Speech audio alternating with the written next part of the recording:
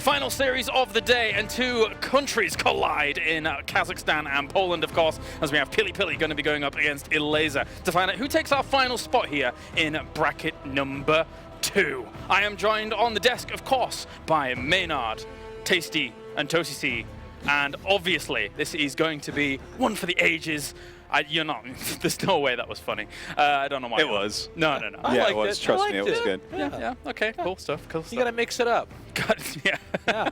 At this point, in like the 12th hour, it gets very strange when it comes to being mixed up. But anyway, what are we thinking about this game? What are we thinking about this series? PiLiPiLi going up against Elazer. Elazer, probably the big favorite, would you say? Well, what do we think? Yeah, but I mean, PiLiPiLi has taken down some really good players so far today. He took down Sortiv, who's a great macro Zerg. Yep. I hear his mechanics are top-notch.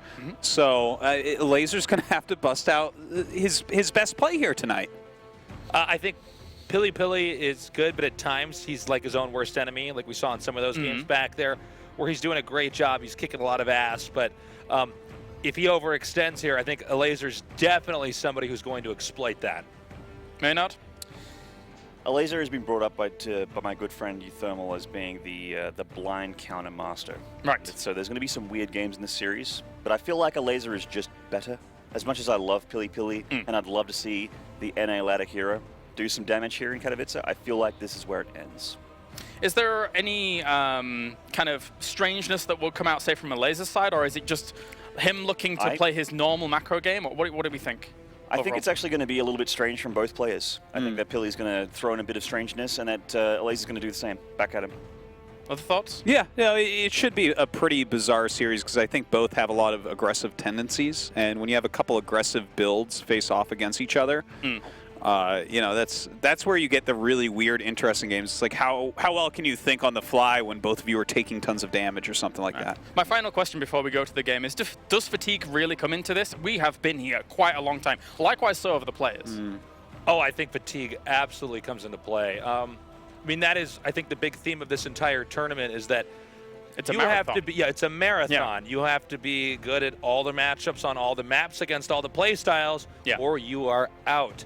But certainly, these guys are going to be taxed. I mean, they've been grinding all day. Yeah, indeed. Thank you very much, gentlemen. We'll be checking in with you at the very end of this series, of course, as we now head over to the casting squad to figure out who is going to be our final member from bracket number 2. Thank you very much, James and the guys. We are very excited for the last best of 3 of a very long StarCraft day here out of Poland. Thought we stepped into the studio around 8:30. It's, well, 8:30 again, just 12 hours later. But it was fun. I really enjoyed today, man. I really love the way that we switched the broadcast up a little bit. Apollo has been here for 5 weeks. He's been working on it, but I'm proud of Sean. I think we should always send him 5 weeks in advance to any tournament. Yeah, I mean, he's really accustomed here to this new country. Already got a new family here in Poland. He has permanent residency. Well, once again, rumor has it that he has adopted a dog as well because he was a little lonely over the last few weeks. Great guy, Sean. Gotta love him. I'm excited for this series. Should be really fun. What are we expecting, Todd? Well, at least I'm expecting adepts, more adepts, and a couple Stargate units. As we are loading into Abyssal Reef, we're looking at the main base of our Polish Zerg spawning on the left top side of the map. Can he make it to the main event? It is Elazer. Had a hell of a year last year, looking to continue here in 2017. And his opponents, playing as the Blue Protoss, it's of course Darth Billy. You saw what he just tweeted? He's like, I already became a meme. Let's hope I can advance as well. Those pictures are great, actually. Those pictures are really cool. Did you see the pictures that Artem just tweeted? They're so cool. Artem, one of the Blizzard 2, StarCraft 2 esports people here on Team of Blizzard. Really fun pictures. First, just the Darth Billy picture, and then like, good, let the hate flow through. Those pictures were really awesome. Poor Daisy, though, if he sees this, because the hate's definitely flowing through him after some of these games, I think. See Elazer opening up very safely here, going pool before the hatch. What do you think about Peak's mention of carriers here? How likely are we? Oh, I think it's likely we'll see carriers, but I'm expecting carriers on a map like Proxima or maybe a large map on a ground. On Abyssal Reef, I think it's a little hard to get carriers out. It's not impossible, but I'm expecting more, maybe a couple Stargate units and just a crazy amount of adepts. I mean, Only if your name is Has and you open with 30 oracles. yeah, no, you go carry. that's possible. I mean, Pili is a pretty crazy player as well. Not as crazy, because you know who truly is, other than maybe nice. You know, you know the other Taiwanese. He was pretty crazy. They all are. Yeah, I love that interview during Nation Wars. We're like, you're setting out nice? Yeah. Why? Because Haas is too predictable. Everybody knows he cheeses. They send out nice, he cheeses too. It's like, Sickest mind game. I love this. Taiwanese Protoss, man, all the way. All right, PiLiPiLi here going for Zealots. We'll see if he ends up canceling that. Stargate's obviously always the likely choice. A lot of the time against Zerg, even though we've seen our fair share of Twilight Council and Resident Enclaves already so far in this tournament. Yep. One happy little Zergling is going to make his way across the map. How do you like this wall from Protoss? Let me take another look at it. Oh, Overlord speed already being researched. I'd love to see some Link drop or Link Bane drop. I really think it's incredibly good. What rating do you give this wall? Let's see how he continues building it. Right now, I guess he's just going to go for a full wall near the rocks, and then that's going to be the only entrance. If it's a double entrance, I don't like it. But, wow, he's going to go 3-gate. Okay. Maybe he's going to make some adept pressure without Resonating Glaive, something that Hearthstone likes to do, and then follow it up with an Oracle. And then later still at the Twilight Console. Those pushes are very weird because they hit just a little bit faster than Resonating Glaive does. And it's not supposed to work, but because it's not supposed to work, the Zergs are often not ready, and it actually does a lot of damage. How happy are you, by the way, that Gillette sponsoring the Intel Extreme Masters? How happy are you, Todd? I mean, I'm looking at that beard.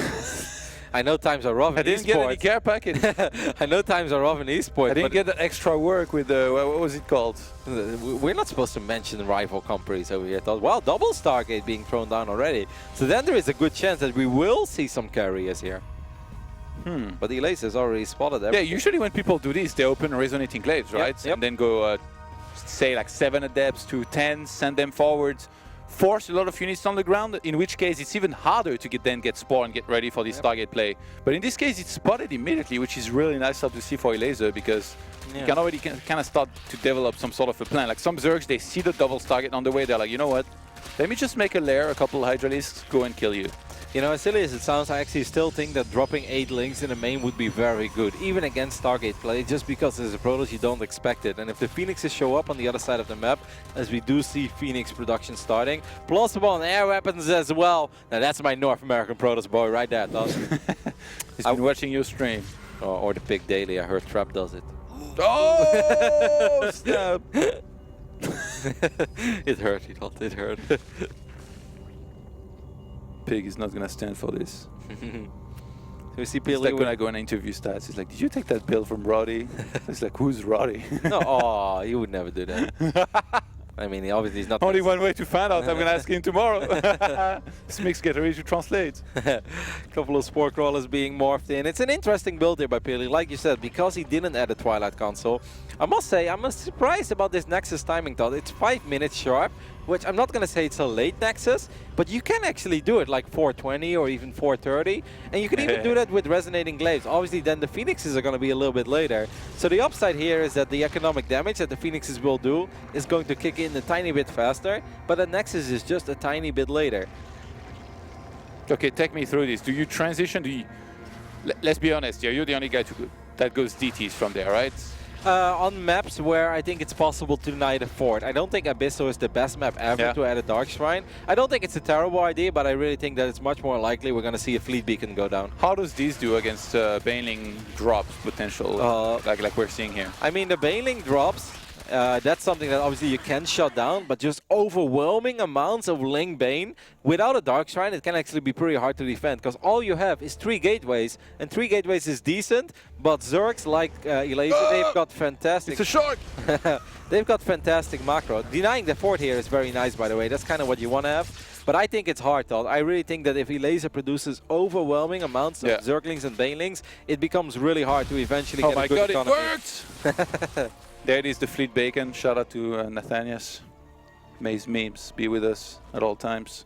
I wonder how many Stargates Pili is going to go up to eventually. I think once you start producing carriers, you definitely want to have 3. At least 3, yeah. Yeah, but even With then, 6 gases. yeah, even then, halfway through, you're starting to float, and that's when I actually like to see him add a 4th as well. But I don't know if he does that. I mean, it depends if you go for mothership, because then you don't have the gas, right? Are you a fan? Like, I don't know. So many of the big Protoses are a fan of that quick mothership. So who am I to say that I don't think it's good? But me personally, I don't. I think it's too expensive, and it doesn't really add that much. But I know all the top Protoses disagree, so don't take my word for it. I mean, they all do it, so yeah, it must be do good it too. Then I lose. First carrier is on the way, and we all know that Elazer is not the biggest fan of going up against the carrier. You see the fort being wiped in, so maybe a couple of cannons will be added later on to defend against the Lynx and Banes. And these Hydra Bane pushes are really hard to deal with, though. Yeah. Like 2 carriers are not gonna cut it. 3 carriers, then it comes down to cannons, potent overcharge, and your adepts. If you get up to 5 or 6 carriers, that's where things become very nice for you as a Protoss. So you reckon Elazer is going for that timing here, no matter what? He's making a ton of units. Absolutely. He started 1 drone. Like, I don't think we can quite safely say that he's going to droning up back again. No, I think it's going to be a big Hydra Bane push. I think we're going to look at like roughly 20 to 24 Hydralisk by the time he makes his way to the other side of the map. 2 Bane is going to try to wiggle their way into this mineral line. Good reaction time though by Pili. It worked! +2 is almost... Imagine if +2 is done, Todd. Yeah. I mean, it's hard. Then it really would work, wouldn't it? Yep. That would have been a lot of that probes as Funka or Kevin is showing us. No idea who's observing. Okay, Graviton Catapult is on the way. That's very important to have the upgrade here, to have extra interceptors. How many... Yeah, just faster interceptors, right? Make sure they do a lot more damage. There we have it, 21 Hydralisk. I think these timings are incredibly hard to defend if you only have 2 or 3 carriers. The cannons, however, will help out 7 This cannons. is the time where the Phoenixes fly on top of the Hydralisk army and it's like GG. Yep, 7 cannons start. More Banelings trying to make their way in, and this time +2 is not ready yet, but a lot of the pros were very low on HP. Good reaction time again, but will the cannons be enough? This is a terrifying Zerg army, Todd. Yeah, a ton of Banelings being morphed here. He's going to force the couple overcharge and then pull back. Elazer regrouping.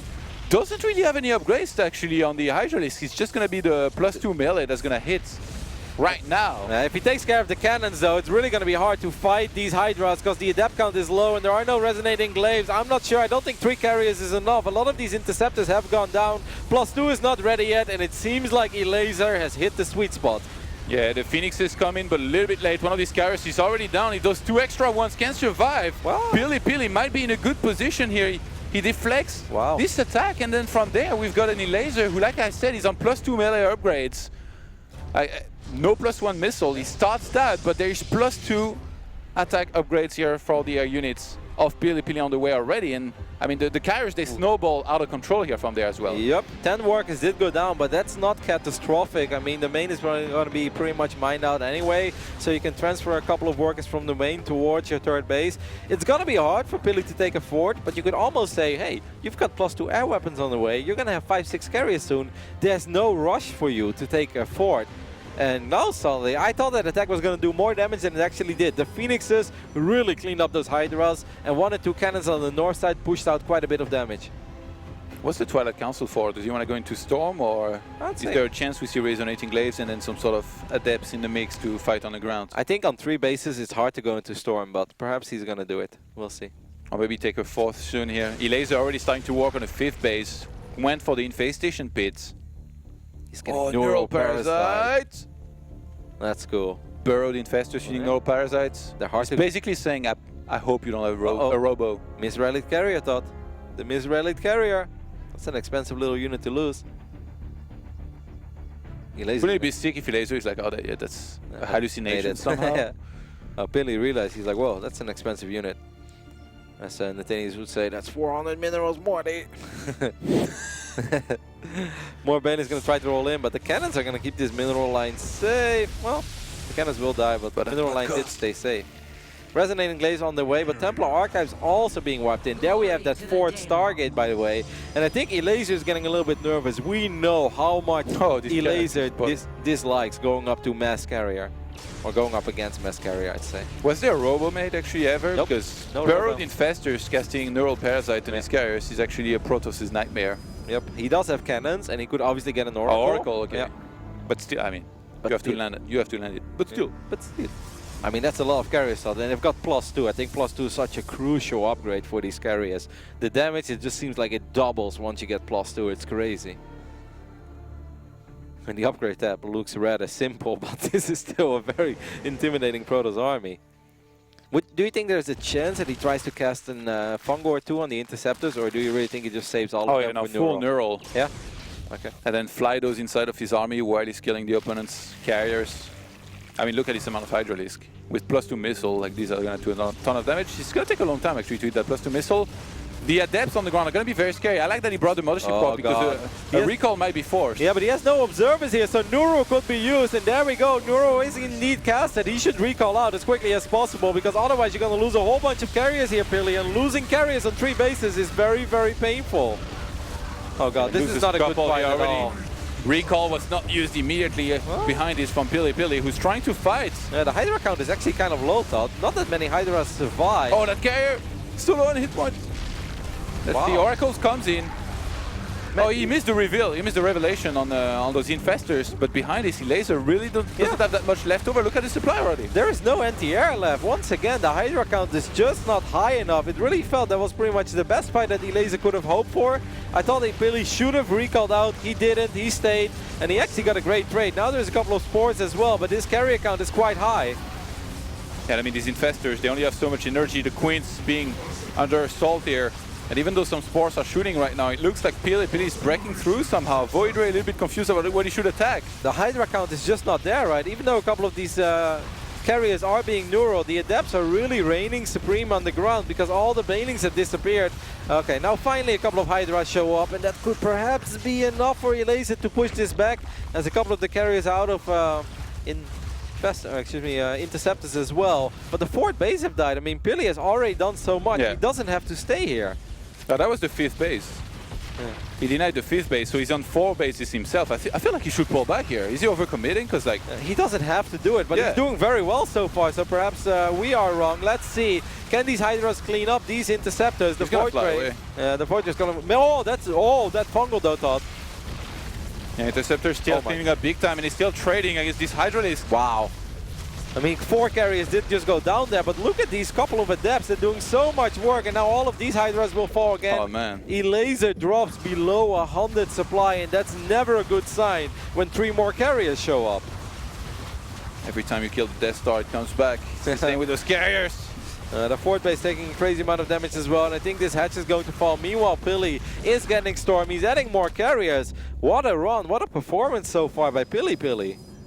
Yeah, Storm on the way. He's going to be able to get a bunch of high Templars here behind this, and a supply lead now for a Protoss player who's going to be very happy to be on more bases, or equal amount of bases than the Zerg. Felt like maybe he could have neuroed the carrier there, but decided not to do it. I mean, this is just terrible for Elazer. He doesn't have the money he needs. Yeah. Like if you want neural from there, you would have used Revelation and then spotted all the infestors. I thought there was no energy on the Oracles. They were both very low. No, it's 41. Okay. 42. Now there is, but pretty close. Anyway, 5th base being retaken now from PiLiPiLi and from Elazer, and Pili will take his own 5th now quite easily. Walker counts 56 probes to 60 drones. Great position to be in as Protoss there. Yep, and the Hydra count is just not intimidating enough. If you want to fight carriers with Hydras, that's 700-800 minerals more per minute. 19 Hydras is just not going to cut it once there's 7, 8, 9 carriers. And let's not forget, 6 High Templars with Storm now as well. Those Adepts thought they somehow survived all the Banes, because actually Elazer had quite a few Banes, but a couple of Adepts survived, and the Adepts did so much damage on the ground. I'm very worried for Elazer there. I feel like this is going to be one of those super one-sided fights potentially with Storms killing everything, kind of like we saw Harstem do earlier, but he has more potential here in this case with the infestors that he has. Just landing Chain Fungal is going to be very hard. I'm surprised that we still don't have any observers, by the way. Like I thought you were a gambler, but PiLiPiLi's next level is like, you know what?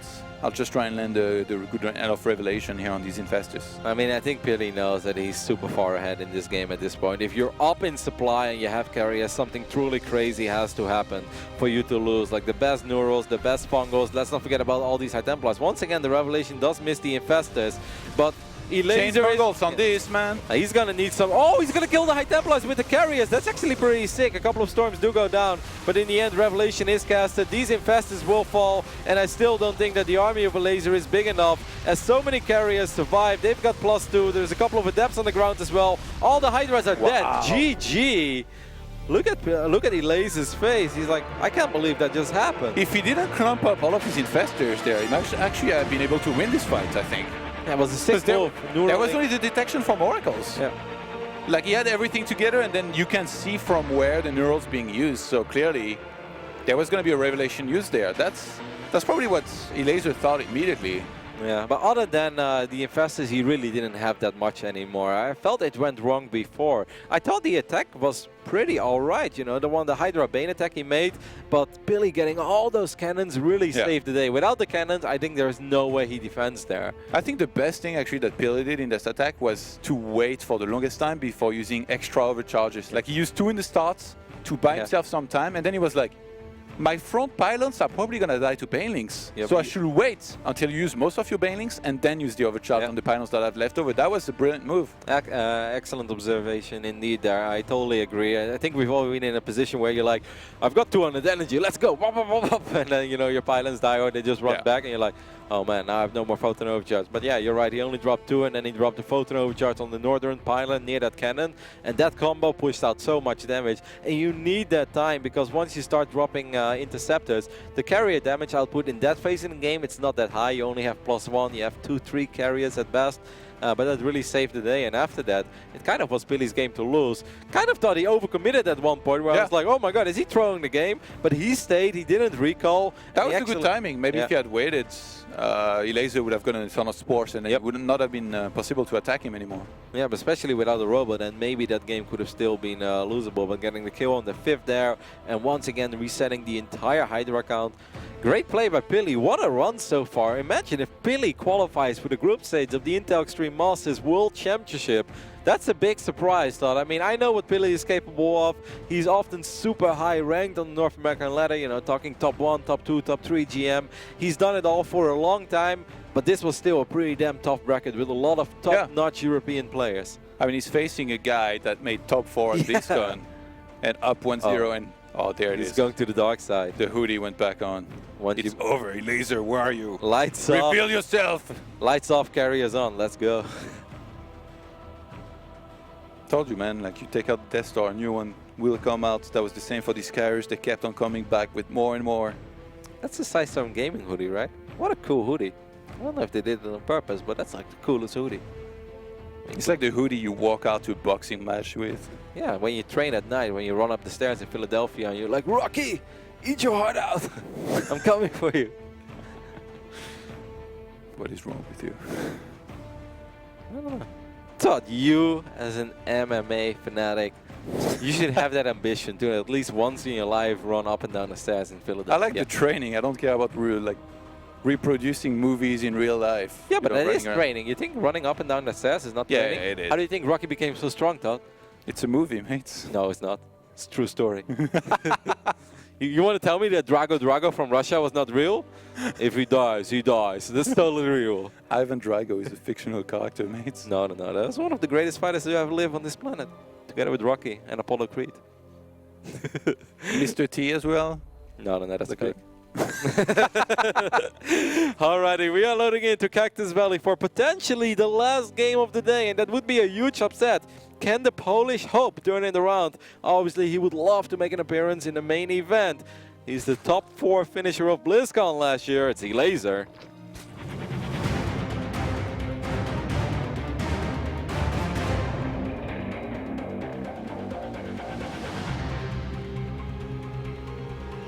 And over here on the right top side of Cactus Valley, we're looking at the main base of our North American Protoss representing Sidestorm Gaming. It's PiLiPiLi. There's a lot of... Is that going to be your contribution to the intro stuff? Breathing like Darth Vader. That's the best you could do, man. Sorry. It's late. It's been a long day. It has been a very long day indeed. What do you make of the positions here? I think with the double gate opening, Pili is going to be quite happy. It would have been quite bad, I think, if the first Overlord would have spotted this immediately. But this is cool, not something you see super often. Every now and then, Neep still throws it in, and I remember Showtime doing it a couple of times, but that's already a while ago. He did it on Frost a few times. So I'm quite curious, like with the openings like this, I always feel as a Protoss, you put yourself in a position immediately where you say, I'm going to have to do some damage with my first 2 adepts, because if you don't do that, Todd, it's going to be pretty rough. Yeah. This is not an economic opening. Elazer ideally needs to be able to spot this early, should be able to, with his second Overlord here that's headed towards this wall-off. What do you think Pili is going to do? I don't think this is, with these positions, you want to go double Stargate again after 3 gates. I don't think this is the right position to do it. So maybe some Twilight play? Well, if you play double Stargate, then you stop maybe at like 8 Phoenixes and then do a transition instead of going carriers. Yeah. Maybe he likes a challenge. I mean, it did work. Well, it was different situation, right? Yeah. Like maybe like because of the map and like it would be tougher there. Like Different opening as well. 1 gate fast expand with the Zealot and stuff. Now a 2 gate opening over here. Let's see if these adepts will get something done for Pili. If he's able to pick off like 3 drones here, that would be massive. Wow, very defensive shade there. G Fuel. We are esports. That's interesting. Why would you open up with 2 adepts, Todd, and not even try to get a worker kill? Maybe because he already... I think it's like because it's so expected, maybe. I guess. And he did force out 8 links. He's like, so. the Overlord's gonna see it, so I might as well stay at home, maybe try and surprise later. Gets the Twilight Council behind this. Who, after seeing 2 gateways like this, what Zerg is gonna expect the Protoss to not necessarily be that aggressive and to follow this up with... Because usually a lot of the time, people go into double Stargate behind this, so that could be the ultimate mind game if he was to go into a lot of adepts. Pili often likes to play macro game in game 1 and go balls to the wall and all in game number 2. So there's a good chance that he's going to use the Stalker to deny the Overlord scouting. But Overlord speed is on the way. And Elazer overreacted already, by the way. Like that was way too many links. He didn't need that many, I think. He might drop a robotics facility and just go for a 7 or 8 gate. What do you think about that? Maybe. Yeah.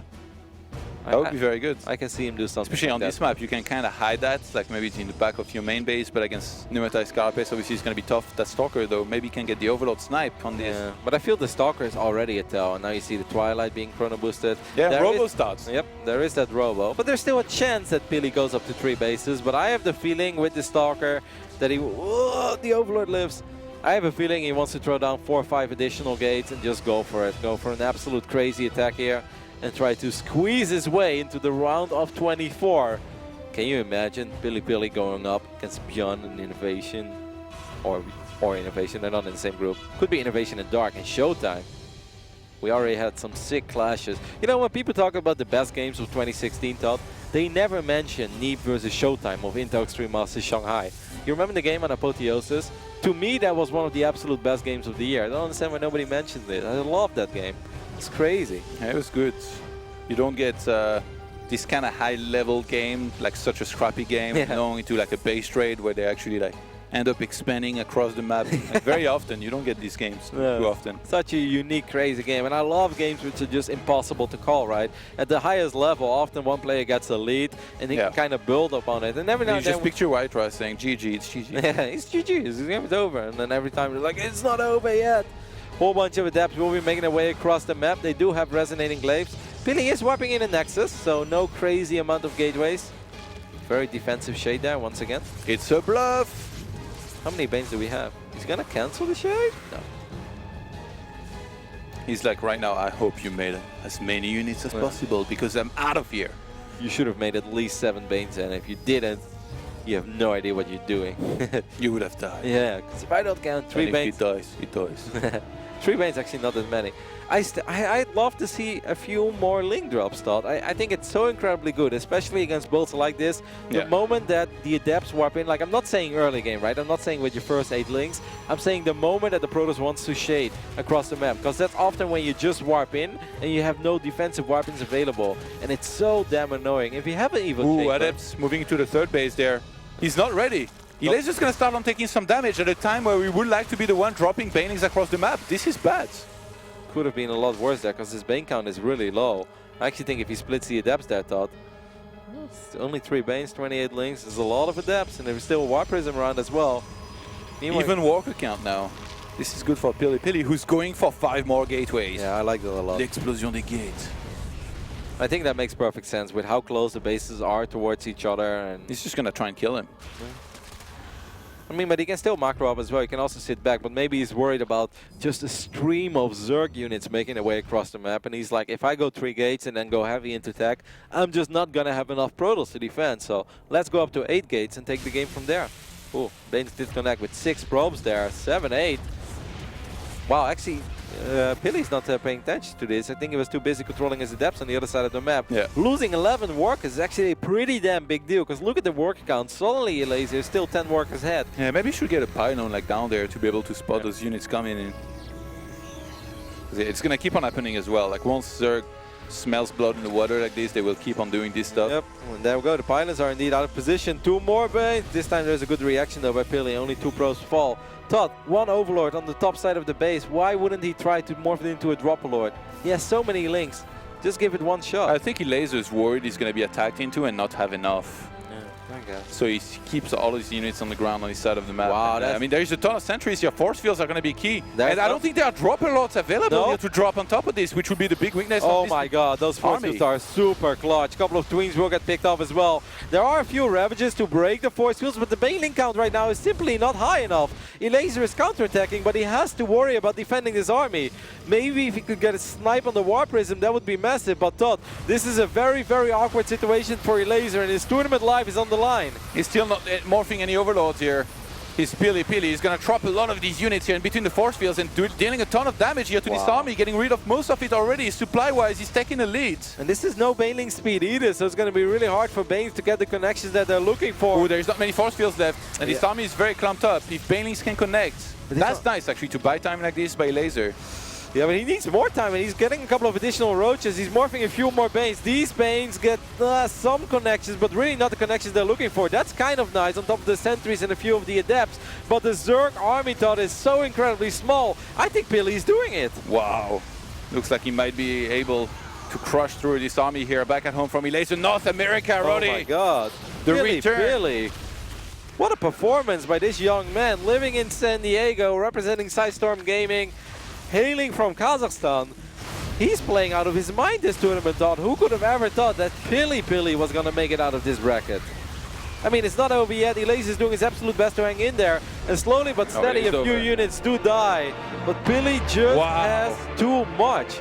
I remember you were one of the first guys to actually hype this player. We're back when we were hosting show matches. You were like, I want him to be part of these show matches. He's actually a pretty good up-and-coming NA player. Look at him. He can't believe it.